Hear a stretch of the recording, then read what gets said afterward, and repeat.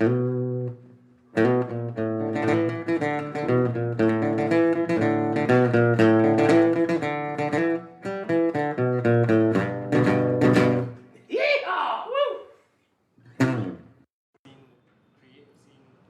I'm sorry. I was supposed to follow up on that. What? That's a good question to start with.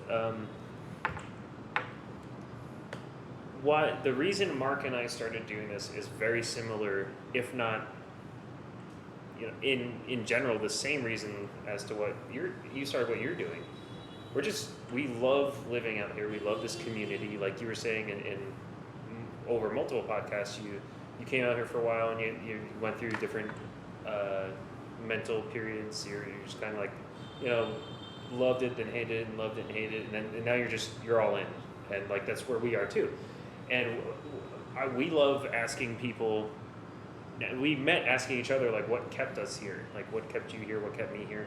And then that just naturally evolved or devolved, if you want to look at it realistically, into what our podcast is like. We're just origin stories. So by seeing just I guess life is what I should have said. What do you think about your life out here? Right. Which we actually ended up talking about in some extent when the previous recording. So if this stays in for the listener, because we haven't announced our guest yet, but if this stays in, then we did not just magically run across town 6 hours later and record another podcast. This is recorded a week later, but by the magic of digital technology, Neil recorded us last week, and now we're recording the following Saturday. And I've said his name, so let's bring him in. So it's Niall Mackay. That's right. Thank you very much. Yes. So we're here, Sexy Meat Talks, with Niall Mackay, who is the sole creator and producer of 7 Million Bikes, a Saigon Podcast, which deals in origin stories, much like we like to talk about, and he's produces a fantastic product, in my opinion. And you guys should definitely check him out. Highly recommend finding him on Google Podcasts, iTunes, all of the common podcast outlets. We also have Mark, Pitmaster, Brewmaster, Master of Many Things, Sweatmaster, and currently there's some eyebrow action happening. The video's not catching this, but there's eyebrows going up and down. And then there's me, Josh. And we are Sexy Meat Talks. So let's have a good chat, guys. Let's clink. Let's do a little Thanks for having me for part 2. Yes, thank you. I finished the last podcast by saying I'm coming to your turf, so now the rules have switched. Okay. This feels weird. It felt weird for us. I got tingly when you were like introducing us and you were going through the beginning of your podcast, your procedure, which like we're working on too. But I was just like, oh my god, like I'm actually being interviewed for something I've done. I've never been interviewed. It feels pretty cool when you're like talking about my podcast and it's like, oh, the best. I had a comment recently. Was like, it's so professional and real. It is. And I was like, that's like unbelievable. But also I was like, it's so funny. Like it's real. Like it's real. That's spot on. Yeah. Just to take what Josh said a step further for our listeners, what this podcast is podcasters interviewing podcasters. It was a first for Neil last week, and he interviewed Sexy Meat Talks. What I think we're both trying to do is keep it in the scope of our own podcast. So this week's episode is a Sexy Meat Talks podcast about a podcast. Does that sound about right? Yeah, there's going to be a fight around the 50-minute mark. Then we're going to have some beer. I'm sure I'm going to be the one shedding blood, so I'm going to have to wash up after that. And then there'll probably be some pee breaks, some more beer. There appear to be Founders cans, so that's good. Founders Solid Gold, got that in the house. We don't have a dog this week. There's no dog, but she was such a sweetheart. Yeah. She was so pleasant. What's her name again? Biscuit. Biscuit. How did I forget that? It's an edible thing. So we are interviewing Neil from the Beacraft office at our Trung Sa location in the Phun Yung district. We wanted to do the interview in the Beacraft, but it's a busy Saturday night was the only time we could get in, so we're doing it in the office. So if you're wondering what this Salmachan, Strange Places. This is where we conduct our business side of beer. But yeah, it definitely feels weird. I think when you said it last week, now I'm on the other foot. Like, oh. But I listening to your podcast, it feels to me, had I not met you, I would have assumed like the people who were interviewing you for Bliss. Did you say Bliss magazine? Yeah, Bliss Saigon. So Bliss approached you, and for the listener, they were saying, to some extent, like they were treating you they were treating your podcast as if they had plural producers plural. And I think and you were like, no, it's just me. Yeah. And that is kind of surprising. That was awesome. I think I perpetuate that because I've realized, right, that I say we. But I think it's because you think of your own podcast as like more than like it's not. I don't think of it as me. Well, it's healthy. You're involving the community in that. So you know what I mean? Like I think of it's. I don't know how to explain it, but you know, I don't know. But when I write about the podcast, I never say I'm interviewing someone or my guest. I'm like our guest or we're interviewing somebody. So I think I perpetuate that. But I'm starting to change because I'm starting to realize like, oh, it's not plural. It is me. Maybe I don't want to be too egotistical to think of it as like just my thing. I think what that originates from is journalistic integrity. So I mean, my background, that's what I went to school for. I took classes in that went through like why we use certain language for certain things, and part of the reason we use that language is because we're by involving an organization behind you. You're not a solitary journalist working for something. It is a company completing a task. In you could rephrase that however you want. I think that's probably what I was doing. You know, like trying to maybe even big up the podcast by not just being like this is just me myself and I doing this little thing. Like by saying things like we and us and. You know, it makes it seem like there's more going on in the background, which then legitimizes it more. I didn't realize I was doing that, but I think that's probably. And but also, it actually allows an opportunity for growth in the future. Because like, let's hope, you're in season 6 and you've got a staff of 3, and you're getting. I'm not sure what your hourly massages and foot rubs and. Okay, I wasn't going to take it that direction, but I mean, but why are we doing this, Josh? You're in a cigar robe. You've got occasionally there are days where you might wear underwear. I wish to hear Brick House now. Yeah, that's why I do it. There's pizza boxes just littering all around you. I don't know. Now he's getting truthful. But you may if down the road you're at a point where you have staff, then you don't have to change your format at all. Yeah, that's a really good point. Yeah. And I am humbled by the fact that we have an opportunity to jump into business opportunities here that I feel, at least in America, like Mark and I certainly wouldn't have had such an easy time starting something. And like you said, starting a restaurant in America would require big capital, like sure. starting turning a podcast into a business in. I would assume in Scotland or New Zealand that would be challenging. Well, I don't know. So first of all, my podcast is not a business, so it's just a hobby. Yeah. And I don't ever see it as being a business. If that happened naturally, then yeah, fine. But that's not like the goal of it. Like literally, it's just quite fun for me. Started off as fun. I think we're coming from the same place. Yeah. I mean. Yeah, this is a labor of love. Absolutely. If we have that many viewers and we're doing that well, it's good. Yeah, it's great to make a few bucks, but it's not why we're doing it. And that's normally when you make money, right? Is when you don't set out to make money. Right? When you do it because you want to do it. But the content's not good unless you're telling the story, and that's exactly what we like.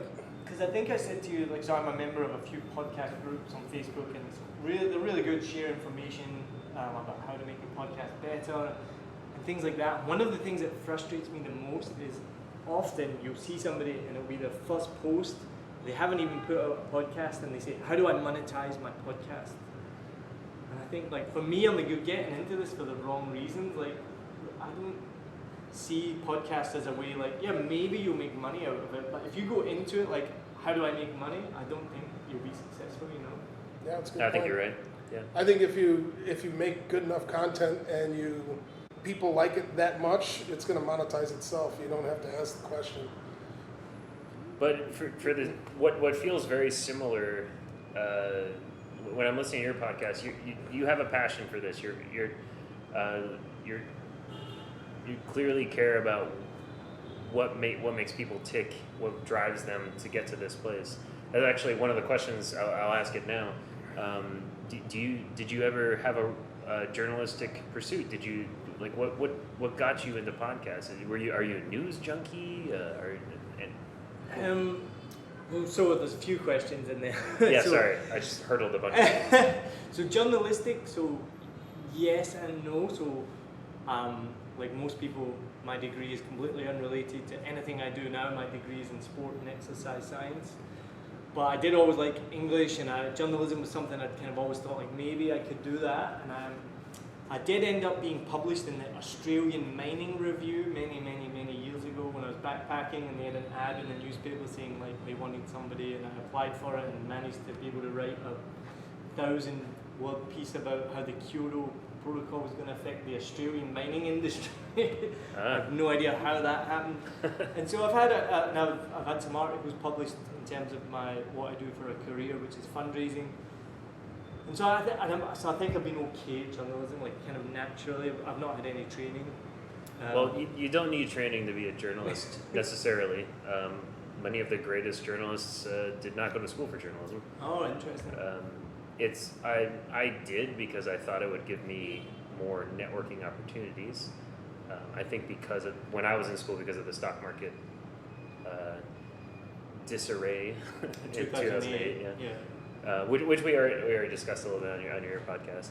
But I think a journalism program can help someone build certain types of skills and help them network if the teachers are doing their job and the school is located in a good place that has a lot of journalistic opportunities. But you don't need that. Just the same as you don't need to go to school for writing or painting or music. And I think it was similar to that, where I was naturally quite good at writing, and so for example when I got that gig to do the article, did some research, wrote an article, it wasn't the most challenging thing, so I must have already had a natural, I guess, propensity to be able to do that, and it's just something I never really followed up with. But I've often written stuff, I've written articles, as I mentioned. When I lived in Perth, I tried to do a bit of, one of the craziest things that ever happened to me. So I lived in Perth, Australia, and I was getting into my writing at the time, and I was writing some short stories, and I was writing a book and things like that. And I'd gotten that gig with the Australian Mining Review. That was back in 2007, so before the crash, and the money in Australia, well in Perth, it was just incredible. But anyway, so I was getting into my journalistic, and I was reading Hunter S. Thompson, so I got really into it from that point of view. And so what I did one day on my day off, I was just working in a restaurant. I went to the branch of Scientology in Perth, and I had my digital camera and I put it on record, but I put it in my bag, and it was the only thing I had to record sound. And so I went into their office and I was like, hey, I'm interested in this, I want to learn more. Purely from a journalistic perspective, I was trying to basically be undercover, because I've been reading a bit about Scientology and trying to understand it. And so, again, they didn't really give me much information, you can read this book, or you can buy this book, or we've got this course. And so nothing much happened.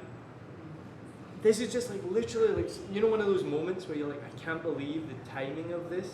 So I go into the office in the middle of Perth, just the Scientology, nondescript, just an office. I walk out, and there was a protest by Anonymous against the Church of Scientology outside. And I walked out, and they were all like, you can leave, come with us, you can leave, you don't need to stay. And they've got the Anonymous masks on, and they're all chanting, and they're all I don't know, can't remember all the chants they were shouting.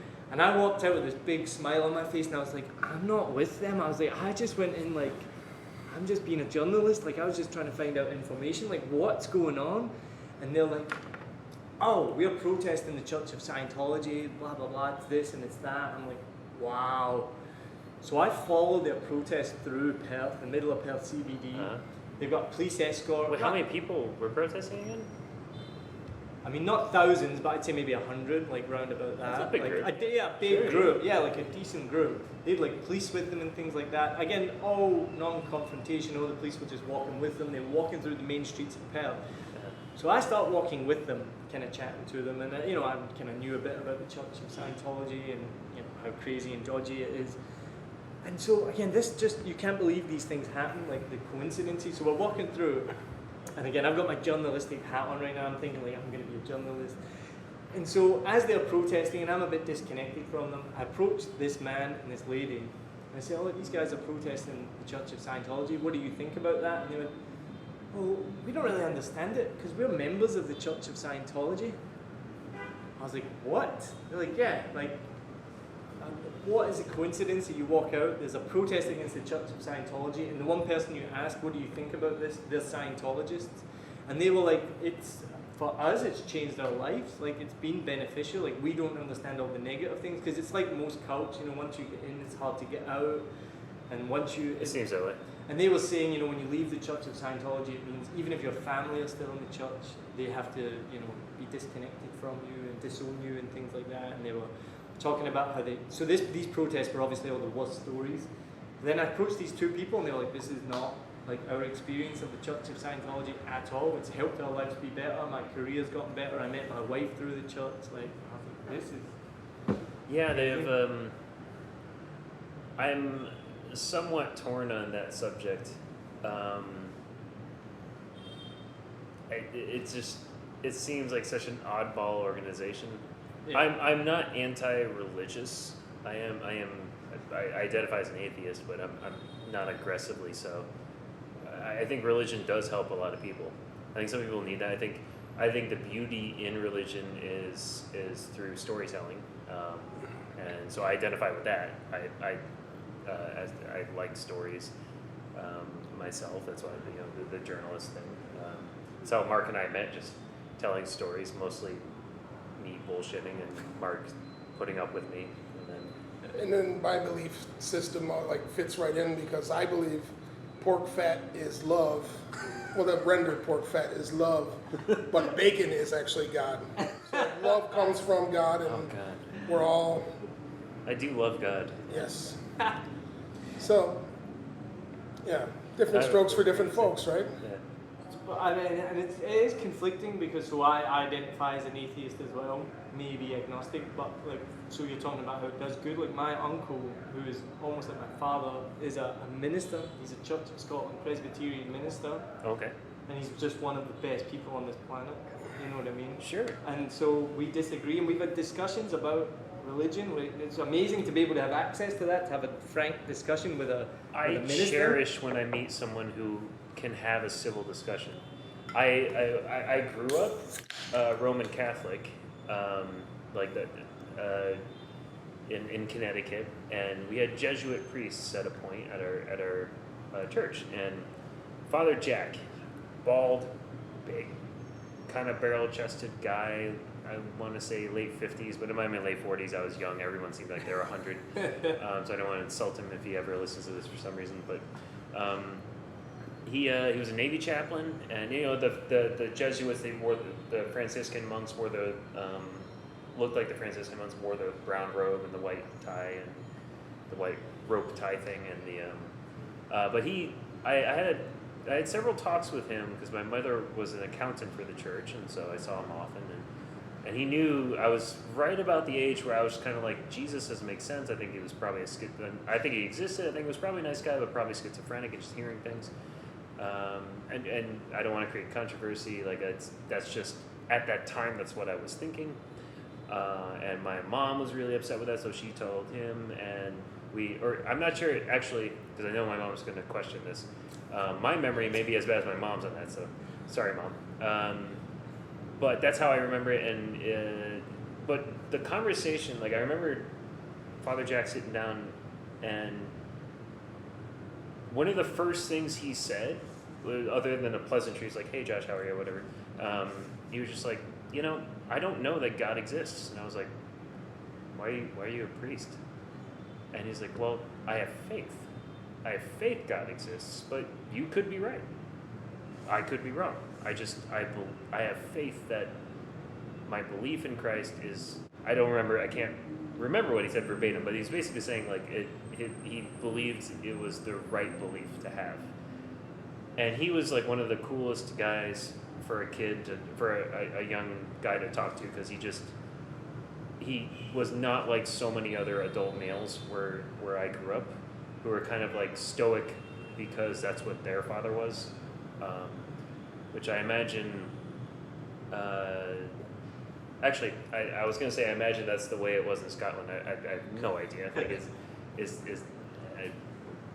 I don't know if the adult male authoritarian figure is like a stoic, somewhat badass, grungy figure or not, but that's where I'm from. There was something to that. I don't know. I'm trying to think now. I think of just a red-faced man that likes his whiskey.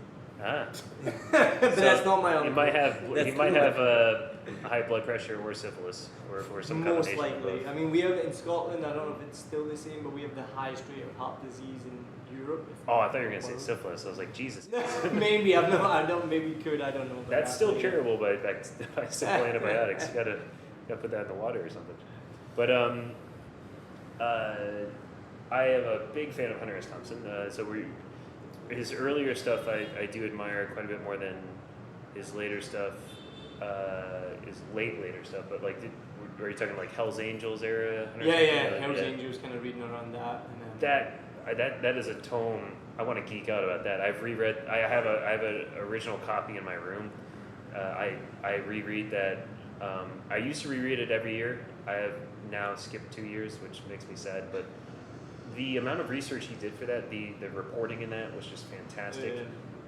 Yeah. And even when he got arguably the living hell kicked out of him, he seemed to maintain objectivity in a lot of the book. And if you have, for the listeners, if you're looking for a great read into an era which no one under 40 can objectively understand, or no, I guess no one under 60 can objectively understand anymore. It's a fantastic read. And that's what inspired me to do this kind of gonzo journalism, by walking into the Church of Scientology and then following the protest, and then because I've been reading like things like him and Jack Kerouac, and so that kind of inspired me to be like, I'm just gonna be a fly on the wall here and see. And so I never really followed it. As I said, I've done some more articles, I've done some more writing. And then in terms of getting into the podcasts, I guess I've been listening to lots of podcasts. And there we go. That was basically like, I've been a big podcaster for a while. I mean, I guess for most people it was getting into Serial back in the day. You remember with the story with Anand Syed? Mm-hmm. And that was like, I was thinking about this recently, that was like almost, it's a bit dramatic to say watershed moment, but like, that was such a good podcast. Like, me and my wife would sit at home listening to that podcast together on the speakers. Which is weird, right? Like, you're just sitting there listening, like not watching TV or anything. And that was, we'd plan, like, right now we're going to listen to the podcast together. Mm-hmm. And I think it was from then on that kind of started getting me into the medium and into making my own ideas. We talked a little on your episode of this simul broadcast. I don't know what we call it, but crossover. There we go. I only cross over once in a while. Me and Josh, when we were playing darts and we told you how we formed Sexy Meat Talks and how this all started for us, Josh started saying, before, when I came in and said Sexy Meat Talks to Josh, I was trying to kick around a podcast idea. He had sent me a couple of links, hey, check this one out, check this one, because he listens to tons of podcasts, and he has journalism background and interesting in learning more about his favorite TV shows or different things. And then I started listening to him like, yeah, that sounds like fun, but I came in as meat specialist. I'll support you on any info you need on meat. No, it's cool to hear, a little bit of journalistic background, a little bit of this, and just falling in love with podcasts is what got you there then. I think it's a great medium, right? Because you can do it. Well, I've talked about this with other people. I almost feel more intelligent for listening to podcasts because you can listen to such interesting things in depth. Like, you know, I'm not a big reader. I'd like to be like, oh, I read so much. Like, It's official. Podcasts make you more intelligent, everyone. Tune in next week. But I feel like, you know, you learn so much. Like, I'd listened to Malcolm Gladwell. I don't know if you listen to Revisionist History by Malcolm Gladwell. I've heard it. Yeah, and Not too much though. I'm not well versed in that one, but you listen to Revisionist things history? like that. And it's he basically goes, I feel like I'm living it though. yeah, we certainly are. he looks at like events in history and kind of tells it from a different point of view, or he looks at things from a different angle. And so things like that you listen to it, and then afterwards you like talk to people like, oh, did you know this? Did you know that? And like, you know, because we consume media differently, right? We don't like read newspapers as much. I mean, I read apps. But I don't read newspapers so much. I should read more, but I don't. But you can put a podcast on. You can drive. You can go to the gym. You can do the dishes. You know, you can do stuff, and they're entertaining at the same time as well. All right. Well, I'm going to try and steer this into sexy meat talk world, and keep it all about podcasts because that's what we're doing. What makes a sexy podcast for you? I would say good production values is Yeah. is the biggest thing. Yeah, I think that's that will be the quickest thing to turn you off. If you listen to a podcast and it sounds amateur, and it's not produced well. Not produced well, maybe seems forced or something that it's For not. listeners, ignore that last comment because our podcast is stellar, well produced, and always sounds good. It depends on your style, right? The one that put me off the most was I listened to this podcast called Mueller, He Wrote, which was all about the Robert Mueller investigation into Donald Trump.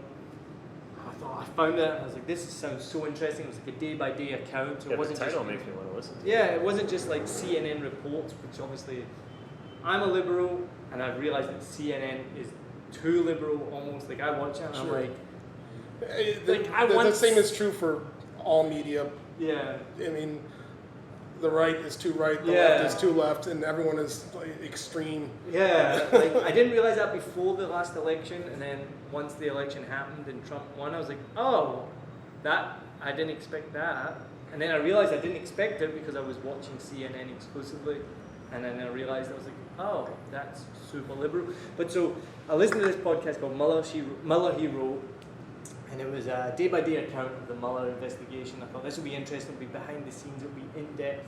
I put it on, and it was these like 20-something New Yorker, I don't want to say millennials because I'm on the cusp of millennial. I don't like using that phrase in a derogatory way, but they were just young, hip people, and they were like just giggling through it, and it just wasn't professional, it wasn't interesting, like it wasn't like a newsworthy kind of podcast, so I stopped that right away. So things like that, I guess, like being focused on what you want to talk about and not just, like I wanted to hear about the Mueller investigation and these people were just like laughing and blah blah blah. I was like, this is not what I signed up for. Alright. So the in terms of production value, I think my favorite podcast is Never Not Funny in terms of production value. Have you ever heard that? No, I don't know. Never Not Funny. It's a long form podcast. I'm happy to. I'm not signal boosting them at all. They've got a huge audience, but it's run by Jimmy Pardo and Matt Belknap, and he has done so much in comedy that I don't even want to. Anyone listening, check that podcast out. Just give it a try. It's fantastic. But they have so many different fun things that occurred over a period of an hour and a half to 2 hours, and it's by production value. It sounds great, and they have well-produced, well-thought-out segments that they don't half-ass. And they joke that they half-ass. They'll joke all through it, but it's not half-ass. Like they really put effort into everything they're doing. And what they do is, what he does is just grab this person into their world of what anyone would say is way too many people with microphones. There's, I think, 6 different cast members with microphones, but they're just all really smart about when to pipe in. And like right now, you're doing the like you said last week, you're showing your emotion on your face, but you're not saying yeah, filler sounds, and it's like that. I've started doing that too, less than you, but like they all do that, and they do a video and they do a paid monthly, so they do like 2 podcasts a week, or 2 episodes a week, I mean, and one of them's paid, one of them's not. They do a huge charity event for Smile Train. Like, it's just, I know it sounds like I'm endlessly plugging them, but I think that they've set a wonderfully high bar for a damn good reason.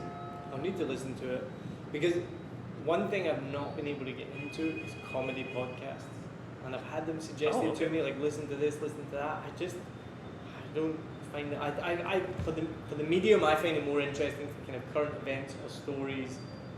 I've not come across a comedy podcast where I listen to it and I'm like, do I find it funny or I laugh? I think I did a bit of a misnomer. They do a lot of commentary, and they have conversations with people that are funny. They don't really do like impersonations but you know, I don't want to shape your experience. But I think it's the. Okay, so Christine has joined us from downstairs to get us a round of beers. Sounds good. Hi, Christine. Hi, Christine. Good evening. How are you today? Very good. How are you? I'm very good. What's your favorite beer? My favorite beer would be IPA. Salmachan. I love a Salmachan. Salmachan. Yes. Because I have the T-shirt. Then I do have that T-shirt. And we talked about this last week. I get the funniest looks with that T-shirt. Yeah, he has one. I'll have a big size summer ale. Big size of my own. Yes. I'll have a big size Dum Chak Tao. New Job Town. Very good choice. That's bestseller here. Awesome. So how's your beer tonight, gentlemen? So far, so good. Yeah, very good. Excellent. We came up with summer ales. Now we're drinking Founder's Solid Gold. Drinking a nice This light, is a good one. a nice light crushable, so that we have a good focused interview. Okay, so I'm feeling unfocused already. so give me. That's 5 minutes. perfect for this show. New Job Town pie and 1 summer ale Yeah, that'd be great. Thank you. pie. Not to talk about my own podcast, but my favorite No, line. please do. We My- actually want to ask a lot of My questions. favorite line though from the podcast, and it's in the teaser, is the interview with Misha, and we're talking about the double IPA from Pasteur, and I quip, I'm like, you can't drink too many of them. He just laughs and he says, well, you can. I was like, yeah. I like my beer, but I can get tipsy, like, it doesn't take much. Yeah, sure. I'm more from the Misha school of drinking. It takes you a while. He's a solid, consistent drinker. Yeah. All right. Well, I'm learning a lot about podcasts, and I have been ever since I started doing this. But both of you have a lot more background in it. Josh has just said his favorite all time. What's the sexiest episode of any podcast you've ever listened to? Or how about if it makes it easier, just Yeah. give me your top 3. Top 3. And do you- All right, so number 1 would have to be the Serial podcast about Adnan and Syed. The one, I don't know if that's like 5-6 years old now, the guy who got put in jail and claims he's innocent. I mean, that just got you hooked, you know what I mean? That was, you know. I don't know, have you ever heard, so number 2 for sure, maybe number 1, there's a podcast called Homecoming. Have you listened to this? So Homecoming is unbelievable. So their aim was to change the way we listen to podcasts, or the way we think about podcasts. And their aim was to make like the Game of Thrones of podcasting. So it's a drama, storytelling. It's got David Schwimmer in it, Catherine Keener, Really? David Cross, some other big name people. I've not heard of this. Yeah, it's amazing. You should listen to it. I've listened to it twice. It's so good. So it's Homecoming, all right. it's about a woman who works in like a military facility, helping the troops who've come back, trying to help with their PTSD and things like that. And I don't want to talk about much more because anymore I'll give spoilers away. But it's really good and it's really well produced. It's well made. It's literally like. And then I just read recently Amazon Prime then made a TV show version of the podcast, which is the first time that's happened. Oh wow, yeah, that's got to be the first podcast to TV show. Yeah, I've never heard of that. Yeah, Homecoming, you should look it up. It's so good. Yeah, it's so interesting. So that'd be number 2. Oh, and That's then awesome. number 3 would be the Guardian Weekly Football Podcast. I'm a massive soccer fan, so I think they do 2 or 3 episodes a week, and that's for me is just standard. I'm always listening to that. My wife says, "What are you doing? What are you doing?" I'm looking at football. What are you listening to? I'm listening to football. Like, yeah. Yeah, no, that I could relate to the sports ones because I didn't realize it, but I read a podcast weekly about the Chicago Blackhawks, the ice hockey team. Oh yeah, ice hockey. And then I realized, I'm like, after I started doing podcasts, it's listed like the minute of the podcast, and like it's just a script of the podcast. I was just reading it, and I was like, man, this is the most information I found about the Blackhawks. But so I was listening to podcasts before I even knew it. I was just reading them, and I was. It's just radio in a different format, Yeah. right? It's radio in the internet. Yes. Thank you so much. Internet. Thanks, era, Christine. Right? Thank you so much. Yeah, this is so fun. It's so interesting. I can say this again if you want me to, but like on my podcast, I edit myself out more than anything because I do want to focus on the guest, and I have a tendency to do this in real life. Like I just like kind of make a side comment or a side story, and so often when I listen back and I'm editing it, I'm like, I don't really need that, or like, it's not because I don't like the sound of my own voice. I'm one of those weird people that I don't really care about the sound of my voice. I've heard it so many times. Lots of people like, I don't like the sound of my own voice. I don't care. But I think I'm trying to focus on the guest, and also I think it's just something, I'm not adding to it, I'm just adding some side story.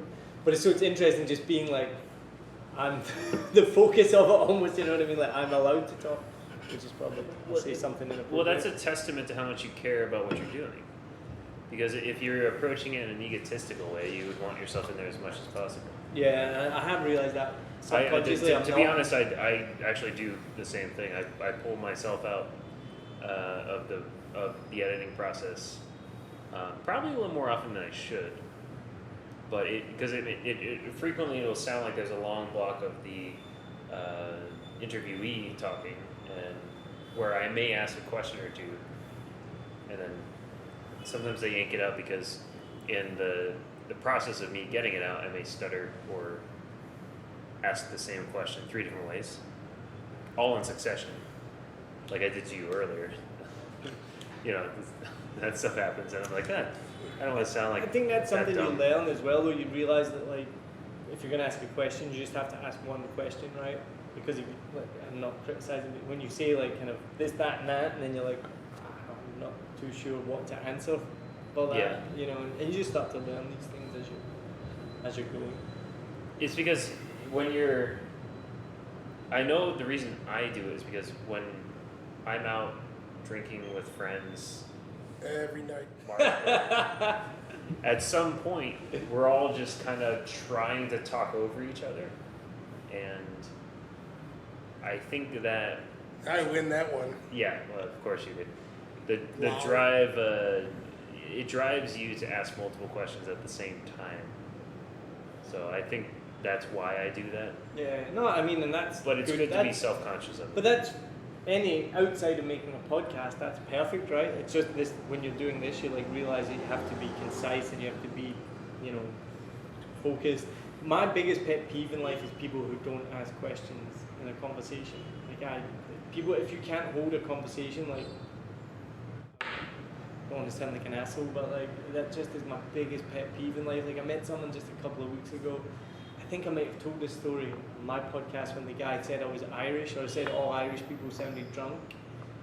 And that same guy, I was like, oh, do you live here? Because I'd never met him before. Not that I know everyone, but he was with a friend, so I thought I would have met him before. And I was like, oh, do you live here? And he's like, yeah. And stop there. Stop there. No follow-up. No follow-up, right? Yep. Oh, okay. All right. Do you live in Saigon or do you live somewhere else? I live in Saigon. Yeah, see, that's a wet fish. That's just a Where do we go from here? yeah. That's a beer gone flat. Not palatable. So podcasting in Saigon is something we're both doing. Yeah. In and around and the region. Our podcast focuses on the food and beverage industry. What, in your experiences through the podcast or even through living here, what are some of the things about the food and beverage scene that you like in Vietnam? Well, if anyone listens to my podcast, and you guys have obviously been on it, you know I'm a craft beer fan/fanatic. Sure. You like your beef stew as well. I do like my beef stew. It was a loaded question. I know you even have one of your 3 favorite foods, so I wanted to jump into it. No, so I know this is a crossover episode, so I'm trying to remember what we talked about on my episode, so I don't repeat myself. And if Repeats are okay, if I am, we can cut it out. because We might have different listeners. It's a new set of listeners, so Yeah, let them have exactly. it. Yeah, Mark tells me the same story every day. I'm prone to do that as well. Yeah, I'm bad at that. Still owe me $900. And I'm going to still say it. I agree with you. No, so food and beverage industry. Let's talk about craft beer because that's kind of my passion. So I've always been into craft beer since I left Scotland, basically, which started in America when they like Blue Moon and Sam Adams was kind of like my I guess gateway craft beers. Because when I left Scotland like 15 years ago, I mean, craft beer wasn't really a thing at all. And I don't even know if Blue Moon or Samuel Adams would have even been considered, you know, craft beer at the time. It was just beer. But I started getting into nice beer, and then I moved to Australia. And then in Australia they have Coopers. You have Coopers, right? Yeah, you know Coopers is one of the first import beers from the craft world. I mean, Coopers has been around a long time, even before the craft scene hit Australia. But it's a good beer. Yeah, and that's right. I remember seeing that in the fridges when actual I first got yeast here. in the bottle. And, you get some quality there. The best thing about Coopers, do you know that the family that started that, they're all doctors? All of them, from the way back from the founder to it's still run by the family, which I just think is amazing. It's like, we're going to give you liver cirrhosis and then we're going to treat you for it. There you go. But I've been to the Coopers factory and like, Is that their ad campaign? it should be if it's not. So I got into Coopers, then I went to Australia, and then Little Creatures was just starting out. I lived in Perth, and they were so good. Little Creatures is a story of disappointment of what happens when you sell out to the big guns, and I know it kind of Is that who you invested in? No, it's not. No, Little Creatures was based in Perth, Australia, in Fremantle, and it was probably one of the best beers I've ever tried. Oh. It was unbelievable, really floral, hoppy, just so good. And I went back to Australia a few years ago after it had been bought out, which I may be wrong, but I think it was Corinne bought it out. And I got a bottle of it, and I was like, what is this? Like, this is not the beer that I knew. Like, So disappointing. Yeah, like, so disappointing. Because I know a little about the Australian craft beer scene, but I'd like to learn a little more. Some of the other ones I've had, James Squire's Golden Ale. Yeah. It's a nice beer. That was one of the early beers I know in the scene. But then everything I've had from Stone and Wood I've really enjoyed also. So good stuff. So their scene developed in Australia like while I was there, and you know there was the Mountain Goat in Melbourne and quite a few others like developed. I can't remember the name now. What time period was this? So I got there 2007 and left about 2011. Cool. So yeah. Well, because we focus on the expat experience as well, what was bringing you to, what was getting you rather to extricate yourself from Scotland? The weather. Really? Yeah, for sure. Okay. 100%. Yeah, I hate cold weather. How old were you when you first left? So I first left when I was 20. I went to America and I worked in a summer camp. Did a summer, came back, finished my university, had one more year of uni. And where'd you work? In America. Yeah. Rhode Island. You wrote it. Yeah. That's right. YMCA Camp Fuller. All right. And Man, Camp Phillip. Fuller. Oh, okay, that's better. That's my Scottish That kind of accent. freaked me out. Like, I don't know if I want to go to Camp Phillip. Don't know why. I don't want to know why you don't know. You don't want to work there. Just instincts, I guess. Sorry. So I went back every summer, and then eventually that turned into kind of a full-time. I was there full-time for about 18 months in America. Mm-hmm. I was going to be sponsored. I worked for the YMCA. They were going to sponsor my visa. I got put into the pool.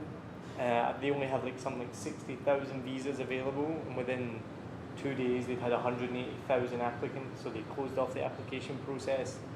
I didn't get selected, so my visa was up. So I was like, all right, what do I do? My friend who had met through the summer camp, an English guy, was in Australia. I was like, I'll come to Australia. I just didn't want to go back to Scotland. And the weather is honestly, like, I'm not joking, it's so wet, it's so miserable, it's so cold there.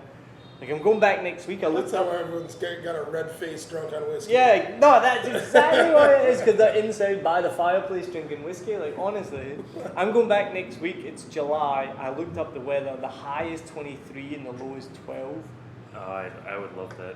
Oh, no, I hate it. I'm skinny, I'm small. I'm from Chicago, he's from the East Coast, and yeah, we have really cold winters, really hot summers, every extreme. But see, so I lived in Rhode Island, and I loved that. I loved it being like minus 20 in the winter, but because it was clear blue skies and the sun was out, so even though it was freezing cold, it's beautiful. Dark, dreary. But Scotland's just dark and dreary all year round. It's grey, it's wet. That's understandable. You know? Sounds like Seattle. Yeah, no. From what I know, I've never been, but from what I have, it's similar to Seattle. Actually, yeah, I've had a fair few friends compare the UK to the Pacific Northwest. Have you ever been out there? No, I want to go back. Portland. I lived in Portland for a bit. It is beautiful. Me and my wife had talked about if we went back to America, we'd live in Portland possibly.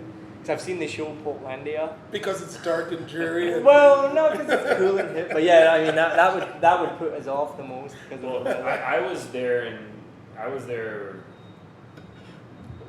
oh shit, wow, 13, 14 years ago?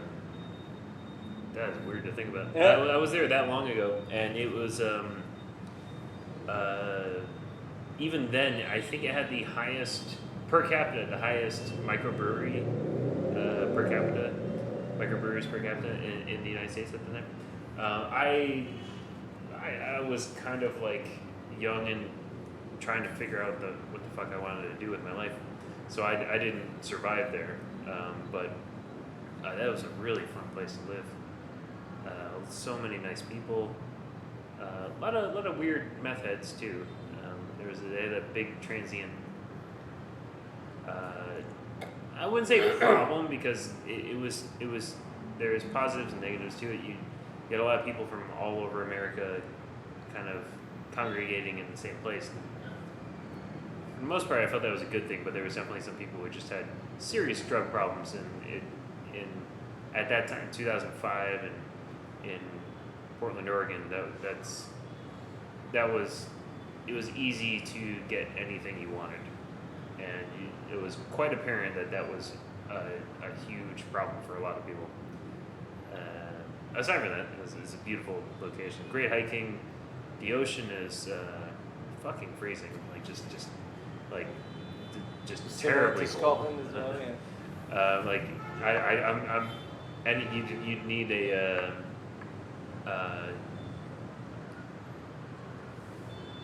What do they call it? Like a dive suit. You need something. You need insulation. Wetsuit. Yeah. Okay, thank you for the vocab on that. But I think you need a wetsuit right now. I probably do, just to hold it all in. But it was just so gorgeous. But I remember being on the beach, shivering. Sounds like we're getting a little rain. Been a few days. Talk about the Northwest enough. Yeah. Oh yeah. See, yeah. That There was we go. our. We talk about Scotland. We talk about. It was a verbal rain dance. There you go. We just did a verbal rain dance, guys. You mentioned 2 locations on Earth with a shitload of rain per year. All right. But anyway, just quickly, the swimming, like I used to go to Misquamicut, which is southern Rhode Island. So I imagine you were near northern Rhode Island. Kind of, I was in the middle. Alright. Well, if you're not, No, it's gonna our sound, listeners already know there's some weird It's gonna sound like white sound. noise. It's just rain, guys. It's raining. Well, I It's think rainy we should season. we should just say it's rainy season. This is Yeah, it's this rainy is the season. Rainy Like I season think I in said to Southern. you guys in one of my podcasts, there was like construction above us, and we just had to be like, "This is Vietnam." Yeah. This is this. I mean, every one of my episodes has dogs barking because the dogs out the back of my house just barked all the time. And it got me so annoyed. Like, I don't think our episode did. did? I'll listen back and it probably does. Oh, maybe I'm just not. Maybe we didn't sensitive notice to it. Yeah, it's so frustrating. I remember one episode we had to just stop talking. I was like, we'll just wait until they finish barking. It's just so annoying. But at the same time, it's So that's an interesting thing to talk about, the dogs that we all deal with, both podcasters in Vietnam. I remember my my first apartment that I was living in, or it was a house that I was splitting with a friend. Yeah, we had strange dogs in that alley. I mean, the dogs sounded like chickens, and the chickens sounded like dogs. I'm not kidding you. There was this one chicken that went off, and it was just like, roar, roar. And there was anyways. There's a lot of strange dogs in these parts. Yeah, sorry. So we'll go back to craft beer. We took a ton. Yeah, we went to the East Coast, we went to the West Coast. Now we're back. Thanks for staying with us, everyone. I think I talked about this. I talked about it before with Misha and maybe with you guys. There's a pattern with craft beer industry. That it all kind of follows the same. Like when it starts, it's big, it grows, and then it kind of plateaus. And so I think America's at that stage. Vietnam's definitely not at that stage. Australia might be now, but I kind of was lucky to live through the growth of craft beer in Australia, like the start of it, like I mentioned, Little Creatures and things like that, and then James Squire was part of the early adopters. And then we went to New Zealand and we went to Wellington, which it was insane. We need to talk louder, this rain is insane. Yeah, this is... So for our listeners, really that white noise roar in the background is what happens in Southeast Asia in the monsoon season. For all of our Saigon listeners, you know damn well what you hear. We might have to continue the interview in a little bit. Yeah, we may have to just pause. I'll keep talking. And we're back. So all right, we're back, everybody. The crazy storm that first we got so noisy we couldn't record audio anymore, and then eventually the power went out. The rain is still, you might hear it a little bit, but rain's still going. It's monsoon season in Saigon. Let's cheers to that. And minor difficulties. When I launched my podcast on May 20th, and I think it was about a week later, I saw your guys' podcast, and I was like, holy, there's another podcast in Saigon. But I mean, I was like, this is cool. I mean, once I got over that initial shock, I was like, this is cool, another podcast. And I listened to it, and it was amazing. I think I messaged you, you probably didn't know who I was, but I commented on your Facebook post. I said you should have a drinking game where you should have a drink for every time that you say sexy, because in that episode we thought that was a great idea. we might introduce some kind of counter on our episodes where we ask our listeners to have a drink every time the word sexy goes off. And it was like, by the end of that episode, it was like every second word was like sexy. It's like listening to Roxanne. You know Roxanne, have you ever done that? Yeah, absolutely. Yeah. Okay. You didn't tell me till after you left last week that you do the music and you're a musician. Yeah. But again, this ties into what I was saying. There's so much more to talk about. I was like, I didn't even know that. That's why I think it's cool. There's so much more. When we were setting up the podcast, Josh was like, we'll get a logo. We need to get a logo. We need to have maybe a little theme song or something, or to bring us in or out of the episode. And that immediately I'm like, I got this riff that I wrote many years ago. It was just this kind of country hillbilly sound, like almost Deliverance like, and I never could turn it into a song. I thought it was a fun riff, but it didn't. It seemed like a jingle more than anything. And then as soon as he said we need to maybe record a little something, because he knows I'm a musician, and I got the riff. He came over to my apartment. I played it about 4 or 5 times in a row, and we wanted a raw, kind of funny, and we cracked a few beers and just did things our way, awesome. and it was fun. Because as I mentioned, I'm a member of quite a lot of podcast groups, and one of the most repetitive questions is, how do I get music? What do I do for music? What's the rules around music? And I get frustrated because I'm like, just search for the answer and you'll find the answer.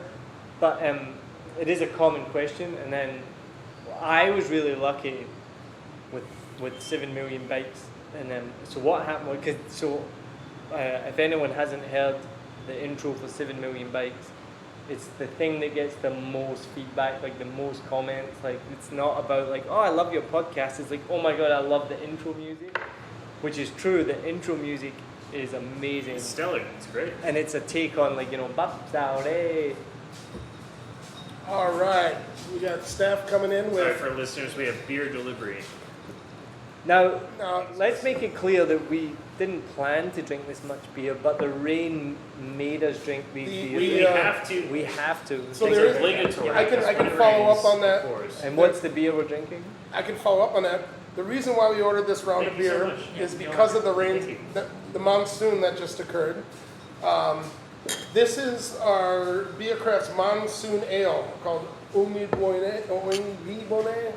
I'm saying it wrong, but Boozy. it's our watermelon ale, and it's called Monsoon Ale. Today was the first day we brought it back in almost a year, and a monsoon struck, so What I are thought the it was chances appropriate of that we all cheers a Monsoon Ale and Cheers again. finish the interview now that the rain has mellowed and the power's back. God damn, That's that came a down good beer. fucking hard for a minute though. Jeez. Yeah. That was crazy. So to finish what I was saying, so my friend Lewis, who's one of the interviewees on the episode, is a music producer here, and we talked about, I was like, Lewis, I don't know who came up with it, was like, Lewis, you want to do a jingle for the episode? We kind of like talked about Bups All Day and that little, the food cart that comes around, but that was about as far as we got. And then he's supremely busy at work, like really busy. He's producing a lot of music. And I hadn't heard from him in a few weeks, and I recorded my first episode, and I started looking up like royalty-free music. I was like, I'm just gonna like find a little jingle that I like, because, Well, that was exactly why we did ours. I'm a songwriter. I wrote it. It's free. Yeah, exactly. That's the dream, right? That was the beauty of it. Yeah. And so I'd almost like given up on Lewis, and then he sent me it on Facebook, and I listened to it, and I was like, it's perfect. I was like, that's It is it. great. I was like, that was it. The first take. I was like, I had no feedback. I was like, done. That's the intro for 7 million bikes, and that's what gets the biggest feedback. That's awesome. That's one of the primary reasons I was surprised that you're a one-man operation. I guess I'm One not of exactly, because I've one had of many support from reasons. friends. Lewis is a big supporter No, you don't have of that. staff. You're doing all the editing yourself. You're throwing that in there. He's sure he credits to him. He sent that into you, but And I do need to give credit to my friend Leigh Nguyen, which I do in every episode, because she helped me design the artwork. So I came up with it in a sketch, which it's one of these cool things I don't know if people know. If you look at it, the logo is a 7 and an M on a bike. Have you noticed that? no, I don't think I have. My phone's recording. I'm looking for my phone, like I can look at it. So we can edit this bit out. we're working on our logo right now. So none of our listeners have even seen our logo yet. And so far, it's just been. But that was a Mark and a choice by Podcast. both of us. Is we eventually want to have video and audio on every single episode, but we just we wanted to start. We were tired of planning and tired of logistics. We're like, let's just put audio out. Let's start it. Let's start building it. And yeah, we've had all kinds of people contributing, but our logo is soon to come. So everybody get ready. Well, this was just another thing. I do kind of believe in, serendipity. Things kind of happen for a reason. And so Lewis came up with the music, and then at the same time I came up with this sketch, and then I said to my colleague and my friend, I said, like, because she's really good at Adobe Illustrator, I was like, can you make this? Oh, cool. And she went through it, and she made it for me, and then eventually I was like, again, it just all seemed so easy, because I was never doing this, and I'm still not doing, it's just a wee hobby. So I had the music, I had the artwork, and then I started recording episodes. And it's just been awesome, like the feedback, the relationships, the partnerships has just been really cool. But the thing that always drove me from the beginning was I just want to know people's stories, because I think there's so many interesting that's the stories in best part. Saigon. Absolutely. I mean, and I think for your podcast, and I listened to it, I actually I've only listened to 1.5 or so episodes, but I listened to the Misha one because I know Misha and I know his story, and I wanted to check out what that one was about. Then it's the stories that drive these podcasts. I don't care who's making a podcast. If you're telling a story or telling people information, if you're being informative, if you're having fun with it, it's enjoyable to listen to. All right. Well, where can we go next with this? I'm curious. You mentioned earlier there's other podcasts that you want to talk about, and I spied a few on your phone. Yeah, so there's a couple. One of them that's really good right now is called Gangster Capitalism. Okay. And this podcast is all about the college admission scandal in the US. Oh, okay. So it's only about 5 episodes. And it's like the William H. Macy's wife and like Felicity Hoffman. Yeah, that one. Like that whole thing. Yeah, that whole thing. And it's really good. So they have like the transcripts of the conversations between the guy who was coordinating it all and the people who were, paying him to get their kids into college. And so because they have the transcripts, they have actors like act it out as if you're listening. Really? So it's as if you're listening to the conversations that are happening. Oh, that's kind of cool. And they have there's a judge who literally word for word is like, I'm not bothered about the ethics of it. I'm just worried about the optics if I get caught. A judge said that. A judge. Literally, these people are just you're oh yeah, no, the elite, the people with money, operate on a different level to us. They don't care, Yeah, they refer to us as sheeple. Yeah. I prefer sheep people, but But yeah, so the Gangster Capitalism is a good I'm one. kind of like a sheep. You're fluffy. Furry, yeah. you do have a high quantity of hair. Could we shear you and make a jumper or a sweater? For a price. Every activity involving Mark is him taking his clothes off. That's basically the way it goes. That's what I get paid for. Yeah. But the other one, sorry to derail the conversation, is called Crime Time. Chunkendales, my friend. That's it, Crime Time. That's a good one. Crime Time, okay. Crime Never Time's heard that one. Yeah. So apparently the monsoon has made this podcast go extremely uphill. Sweet. That's the best. When you get to the top, we hope it's going to be perfect. I hear downhill's bad, so uphill's good. So it's gotta be. Seems like heavier pedaling now, doesn't it? Yeah, it might be. Just letting the listeners know what it feels like for the interviewers and the interviewees. So or maybe we're just getting drunk. I don't know, I'm not sure which it is. If in case for some, well, it's definitely both. But if in case for some reason that you're only listening to this episode, which if you are, stop right now. I should have said this conservatively an hour and 20 minutes ago. But if this is your first listen, stop right now. Go search for 7 Million Bikes, Niall Mackay. I thought it was Mackay for a while. I gotta be honest, but I heard you say Mackay, so I wisened up. I did my research. Go back, find the episode with us in it, meaning Mark Gustafson and Joshua Durkin, and listen to that one first. And also subscribe to his podcast because don't be a dummy. Don't be here just to don't be a dummy. So I'm going to assume that anyone previous to now has since paused. Edit. Has since paused and then downloaded the episode, listened to it, and now we're back to go. So welcome back, guys. I'm very happy you've done what you should have done in the first place. But now, since we're back, what I do want to ask you is, what was my train of thought? You want to ask me what was your train of thought? I don't know, man. We were on the roller coaster with you, and we don't know where it's going. We're back where we got on. Yeah, I know. Oh, wow, I really fucked that one up. So many Cowboy Josh at the wheel of the bus to Never Land. Yeah. I thought he was the professional in this operation. He's the journalist. Supposed to I'm be. the meat expert.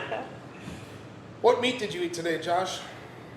Actually, now I remember what I was going to ask. It's a very similar question. All right. So we want to ask you, is there a food, maybe your father, maybe your mother would cook, and you were just like, that's home. That brings me back. No. Okay. My Hard no. mum and dad were not good cooks. Mark, So- I'm hearing that his mom and dad were not good cooks. No, they so- definitely weren't. So their cuisine wasn't a part of my upbringing. Okay. So it must have been very exciting then going to other places, I guess. But it's funny. So your podcast is Sexy Meat Talks, Mm-hmm. and I have an unsexy meat story for you. Ooh, I like that inversion. All right, here it is, folks. The unsexiest meat story ever told on Sexy Meat Talks. I think that possibly might be correct. So I was a vegetarian for 10 years. It doesn't get unsexier than that. And I only started eating meat when I came to Vietnam. But the unsexy part is, when I was a vegetarian, I lived in Australia and New Zealand. And I was not a strict vegetarian. You know, I had my reasons for it, environmental, ethical, all of this. But it didn't mean I wasn't like a, you know, I could eat some meat if I wanted to, you know, I had that personal choice. But the unsexy part was the meat that I would eat would be the shittest meat. Can I swear? Oh, it was very straight, right? Yeah. It would be the worst meat that you could possibly eat. So when I lived in New Zealand, I would eat sausage rolls. And I don't know, they're not very big in America, I don't think. I know what they are. You know what they are, right? It's just basically like the So worst meat pigs in wrapped a in blanket, or is pastry. it- No, not pigs in a Well, Okay, well, I don't know. maybe I don't fully know like how unsexy sausage roll can be, because my experience as an American is eating the sausage roll at Union Jack's, Matt Ryan's place. Yeah, That's it's like that. high quality sausage. That's a high quality inside one. of a pastry. No. So that's pretty sexy to me. Well, it's kind of like A pigs in a sausage in a blanket. You know, it's that's. I mean, like, I guess it's where similar. does a sausage want to go? To its home inside a blanket. Of course it. So Of course it does, Okay, silly. enlighten the rest of the world. Well, What's pigs in a what can be blanket- unsexy Pigs about a in a sausage blanket's roll? like a chipolata wrapped in bacon, right? Yeah. No. Pigs in a blanket would be like a mini hot dog wrapped in a pastry. Yeah. Where I'm from. Okay. Where I'm from. Right. I mean, you can sexify it by adding So, bacon no, to that. I thought mean, pigs in a blanket was a chipolata sausage wrapped in bacon. But anyway, Yeah, sausage that roll does- is... a chipolata That is does very sound is, amazing. That very- sounds great. a chipolata sausage is very similar to American pigs in a blanket. Okay. Chipolata is a small Yeah. sausage wrapped in a Gotcha. pastry. And so we're talking about Matt Ryan again, because Yeah. he, as I've just posted, is a podcast ever present. I almost did give a on shout my out because he has a podcast. Yeah. sexy sausage roll. So get back to what was the unsexy sausage roll. Even when I was a vegetarian in New Zealand, they have like What- morning what- do you tea. think this was? Wait, I just want to I set just was this up. saying, Matt Ryan, friend of the show. Wait. I wanted to set this up a little bit. Do you think you were eating the unsexiest meat, like to punish yourself? If I'm going to eat meat, I'm going to eat really nasty meat because. No, it's just like it's just so Oh, it's like tasty. you mean like a perversion, like you're. Yeah. Yeah, No, like it's just beating I just myself liked up. it. Yeah. So I'd get a sausage roll, which is the shittiest part of the meat. It's not even meat. It's just like ground up whatever, wrapped in pastry, dipped in tomato sauce. I would love it. And all my colleagues at work, and this was in New Zealand, would be like, "But you're a vegetarian." I was like, "Not for sausage rolls." Like, so it's just so unsexy. Like, I don't eat No, steak. this became much more sexy. Yeah. This just got Like sexy. even No, now, I that don't makes like sense. I don't eat steak. I don't eat nice meat. Well, I eat terrible. Let me meat. ask you this because. But you said I don't eat steak. I don't eat nice meat. Steak can be thought of as sexy. Nice meat's not sexy. Dirty meat can be sexy. yeah. Like I would rather have like a Like one gooey duck. sausage. Well, Like the sausage gooey is duck is probably the cock and like balls of the sea. We covered that last episode. Yeah. like I like sausage meat. That's a did take that out. That sounds terrible. He likes phallic shaped meat things. But So now we're that- getting down to sexy meat talks. Yeah, with- that was with kinda a former sexy. vegetarian, Yeah. which we're helping you on your. I'd rather eat This a is sausage. the sexy meat talks Guys, vegetarian. We're here with Niall Mackay, who likes to tickle his tonsils with the end of a hot dog. And we're talking with a 10-year vegetarian who's well on his way, and the Sexy Meat Talk recovery team is supporting him in his choice to come back. Well, what I think is like really, I hope it's not misunderstood, but I do, like, Mark and I both want people to know this. We're not anti-vegetarian. Or anti-vegan or anti-anything. We're pro-meat, but, like, I'm curious, are you familiar with the Impossible Burger? No. So it's a company, right? It's a company that's producing... There are two major companies in the U.S. right now, Impossible Burger and Beyond Burger. They've made a 100% vegan, plant-based burger patty that is bizarrely beefy and delicious. By isolating specific isolating the compounds proteins, and enzymes. isolating the things that, like, in beetroot, this chemical is a compound found in blood, but it's plant-based, not animal-based. The burgers actually bleed. You can cook them rare, and Yeah, it they're looks vegetables. exactly like meat. And they don't taste 100% like beef, but they're delicious and they're right. Me as a meat eater, I love vegetables. I mean, I'm the kind of person, I've never liked vegetarian food that is trying to be meat. I don't like a veggie burger because it's not good. But I go to Hum, Vietnamese vegetarian restaurant, everything is delicious because they're not trying to make meat, they're just making delicious things with vegetables. As a meat eater, you don't learn that right away. You're like, oh, that's what vegetarians eat? No, that's what meat eaters eat when they're trying to be vegetarians. So like learning that about it, but yeah. Story. Okay. Welcome to Unsexy Meat Talks with Now. Guys, I'm being told from Mark that we're at Unsexy Meat Talks. So that was, I was just always into, like, well, not always, but then even as a vegetarian, I would just eat bad meat. And then I moved to Vietnam, and this probably goes against the grain for most people who are vegetarian, but I felt that I was becoming unhealthy. Honestly, I didn't think I was at my I would agree healthiest. that probably does, but But I became a vegetarian because I thought it was going to be healthier for me, and I won't go into details, but I felt it's nothing dramatic, but I felt like I wasn't healthy, and I thought that meat would make me healthier, and so I started eating meat again, and I'm not gonna lie, I got healthier. yeah. Yeah. Well, there's two sides to that whole story, of course. Are you O positive or negative? I'm B positive, blood Okay. type. I don't know about that blood type, but your blood type does have some effect on what you should be eating. Oh, okay. And I'm O positive, and for O positive blood type, I was always told from an early age that, like, if your blood type kind of is a big indicator of where you should be getting your protein from, where you should be getting your carbohydrates from, what types of foods.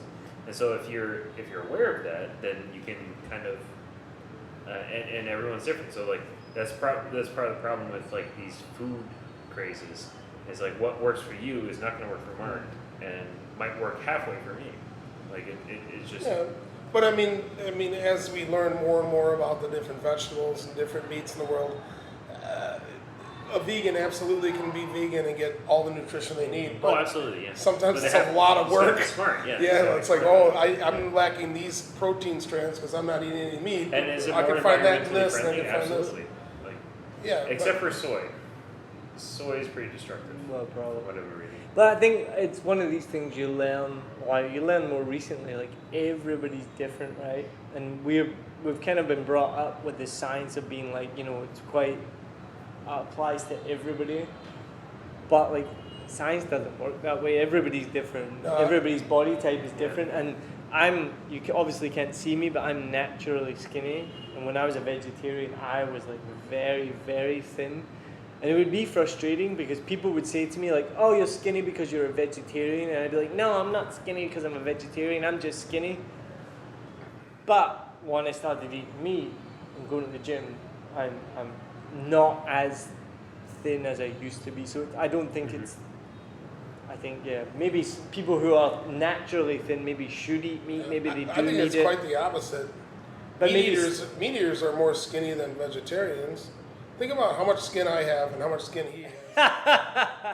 I eat a lot of meat. I'm very skinny. I have tons of skin. Look at it all. do we need to change the term to just fatty? Well, there's fat under the skin. There's a lot of that too. But I am very skinny also. You got loads of skin. He's skinny. I'm fatty and I'm skinny. You're skinny. Your hair. You're skinny. Fatty. I'm a lot of wise. Yeah. Yeah. A lot of, yeah. Neil, thank you so much. This has been such a pleasure to host you on this show after you hosted us on your show. 7 Million Bikes, a Saigon podcast. You got to check it out. Please go to iTunes, go to Google Podcasts, go to all the sources, and thank you so much for coming, man. Thank you for having me. It's been awesome. And also a shout out to all of the 7 Million Bikes listeners who heard about us on our version of this podcast on 7 Million Bikes. Welcome to our show. I hope you enjoyed it. And thanks for listening, everyone.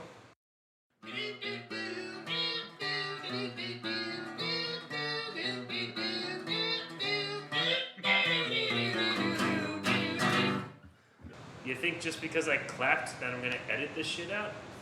No. He's going to edit that out. No, I'm not. Yeah, well, no, you didn't- this is staying in.